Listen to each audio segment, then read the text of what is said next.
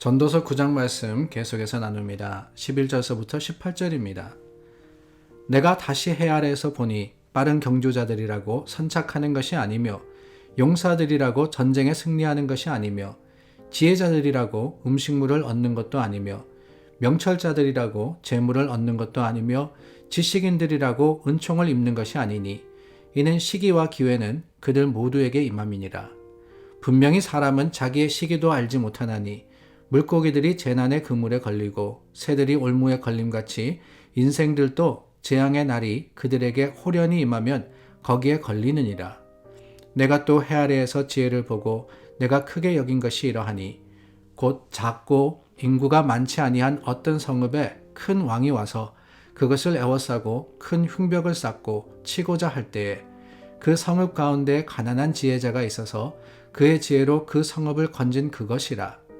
그러나 그 가난한 자를 기억하는 사람이 없었도다. 그러므로 내가 이르기를 지혜가 힘보다 나으나 가난한 자의 지혜가 멸시를 받고 그의 말들을 사람들이 듣지 아니한다 하였노라. 조용히 들리는 지혜자들의 말들이 우매한 자들을 다스리는 자의 호령보다 나으니라. 지혜가 무기보다 나으니라.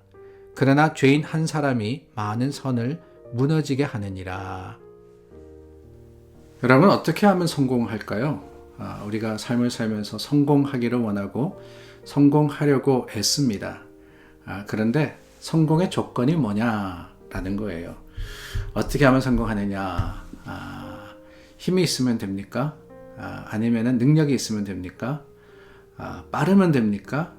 아니면은 지혜가 있으면 됩니까? 오늘 본문은 바로 거기에 대해서 말씀하고 계십니다. 어떻게 하면 되느냐? 어떻게 하면은 성공하느냐? 그런데 참 재미있는 것은 여러분, 이 전도서의 주제가 뭐라고요? 헛되다라는 거잖아요. 헛되다. 참 재미있는 것은 오늘 본문의 말씀을 가만히 읽다 보면은 이 모든 것이 다 헛되구나라는 그런 생각이 듭니다. 11절 말씀이 참 재미있어요. 해 아래서 봤다. 삶을 보니까 어떠하더냐. 빠르다 그래서 제일 먼저 가는 것도 아니고 용사라 그래서 그러니까 용맹하다 그래가지고 전쟁에 승리하는 것도 아니고 지혜자라 그래서 음식물을 얻는 것도 아니며 명철하다 그래서 재물을 얻는 것도 아니고 많이 안다, 지식자라 그래서 은총을 입는 게 아니다 라고 하는 거예요. 이런 것들 다 소용없더라. 그러니까 세상의 능력을 가져봐야 잘났다, 뛰어나다 그래봐야 때로는 성공하기도 하지만 때로는 그렇지도 않더라 라는 거죠. 다 헛되다는 겁니다. 다 헛되다. 그럼 뭐냐? 11절 마지막에 보니까요. 이런 말씀이 있습니다. 시기와 기회는 그들 모두에게 임함이니라. 시기와 기회는 모두에게 임한다. 그렇다면은 성공의 조건이 뭐냐? 시기와 기회. 그러니까 다르게 표현하자면은 럭이냐? 운이냐? 아니 기회가 오면은 잡아야 된다 그러잖아요. 그래서 우리는 흔히 그렇게 이야기를 합니다. 세상 속에서 성공하는 사람은 기회를 잘 잡은 사람이다 라고 말입니다. 실은 그런 사람도 많아요. 한참 경기가 좋아질 때 사업을 시작했다거나 아니면은 집값이 올라갈 때 집을 샀다거나 어떻게 돼가지고 딱 기회가 맞아떨어져서 성공하는 사람들을 우리는 주위에서 봅니다.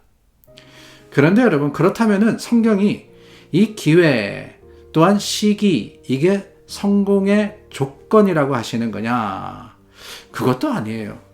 12절 말씀해 보니까 자기의 시기도 알지 못하고 물고기들이 재난의 그물에 걸리고 새들이 올무에 걸림같이 인생들도 재앙의 날이 그들에게 홀연히 임하면 거기 걸린다. 그러니까 기회라는 것은 우리가 잡아서 성공하기도 하지만은 기회라는 것은 또 다르게 이야기하면은 그것으로 인해서 실패할 수도 있는 거라고 하시는 겁니다. 그러니까 세상에서 이야기하는 어떤 능력이나 재능이 성공의 성공의 이유도 아니고 그래서 운이나 기회가 성공의 조건이냐? 그것도 아니라고 하고 계세요. 더 심한 것은 뭐냐? 13절 말씀에서 보니까 지혜를 보고 크게 느낀 것이 있다라고 하시면서 14절부터 쭉 하시는 말씀을 한마디로 하자면 이겁니다. 지혜로워 봐야 그것도 다가 아니더라 라는 거죠.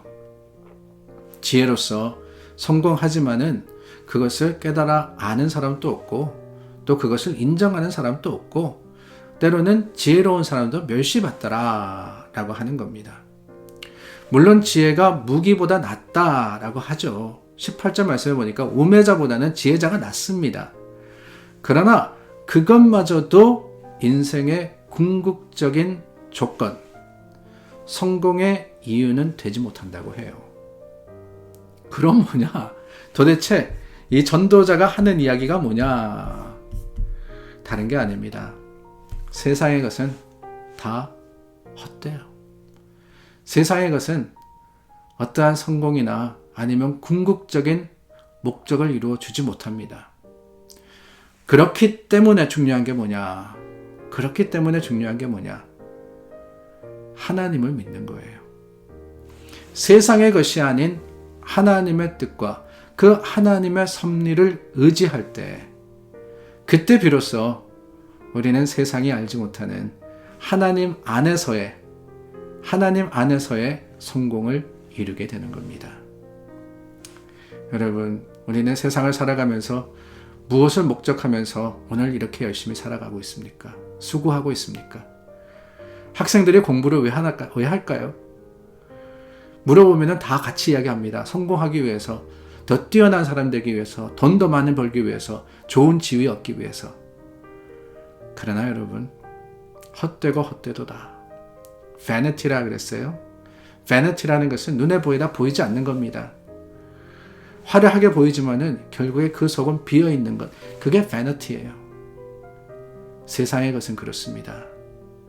그렇기 때문에 우리는 더욱 변하지 않는, 우리는 더욱 하나님의 그 은혜와 하나님의 사랑을 의지해서 오늘 주님이야말로 우리의 삶을 주장하시고 주님의 섭리야말로 오늘 우리 삶을 이루어 가심을 확신하여서 내 지혜가 아닌 하나님의 지혜, 내 능력이 아닌 하나님의 능력을 오롯이 의지하는 믿음의 사람들이 되어야 합니다. 사랑하는 여러분, 오늘도 하루를 시작하면서 여러분들 삶에 성공하기를 원하지 않으십니까? 삶의 성공은요, 내게 있지 않습니다.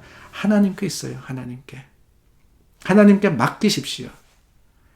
주님께서 여러분들의 기도를 이루어 주시고 또한 여러분들과 함께 삶의 완성이 되어 주실 것을 믿기에 오직 주님을 바라는 저와 여러분들이 될 수 있기를 바랍니다.